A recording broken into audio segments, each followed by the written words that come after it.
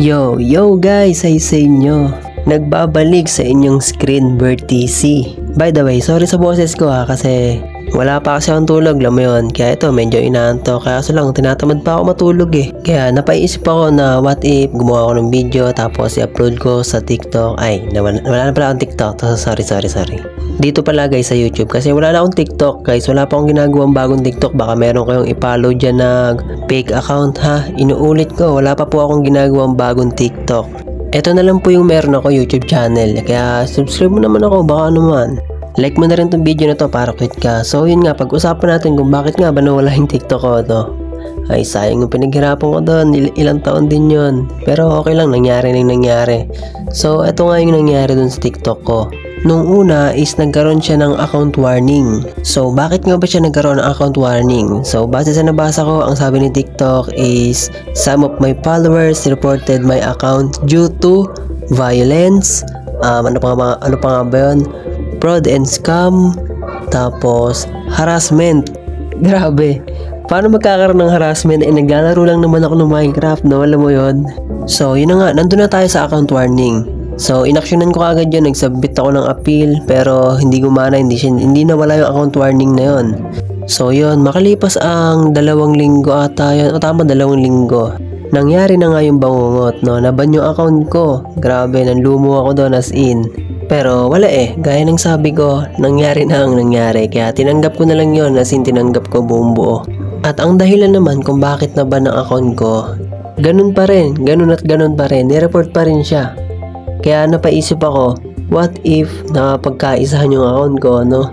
Nireport siya ng mga basher ko, ng mga, ewan ko ba't nagkaroon ako ng basher. Kasi bago na ba yung account ko, nagkakaroon na ng mga comment doon na mga hindi magagandang comment. Tapos may mga gumagawa na rin ng video na kung saan gumagawa sila ng kwento like chinat ko raw sila, ganyan, kahit hindi naman. Basta yung mga ganon. At may mga nagsabi rin sa akin na sa ibang server is pinagkakaisahan daw yung TC Craft, ganyan. Pero okay lang naman yun, walang problema sa akin yun. So yun, nakwento ko na sa inyo yung nangyari sa account ko at nasabi ko na yung mga dahilan kung bakit nangyari yon. So ang masasabi ko lang sa mga nag-report sa account ko is maraming salamat. Maraming salamat sa iyo kasi na-realize ko na hindi pa ako ganun kagaling na MC content creator. Kasi kung magaling akong content creator, bakit nga naman ako magkakaroon ng basher? Bakit nga naman may magre-report na account ko, di ba? So yun, inuulit ko para sa mga basher ko at sa nag-report ng TikTok account ko, no? Maraming salamat sa inyo. Gagawin ko kayong inspirasyon para mas gumaling na MC content creator sa pagbabalik ko.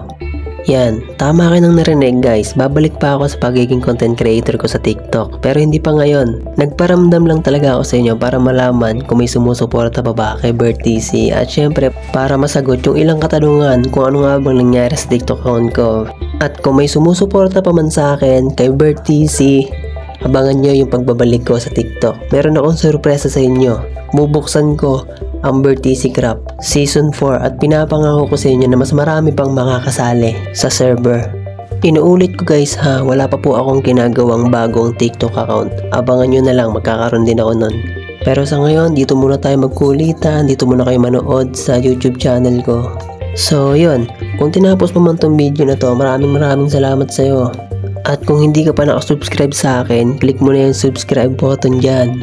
Pahingi na rin ng likes and huwag ka mahiya mag-comment ka lang dyan.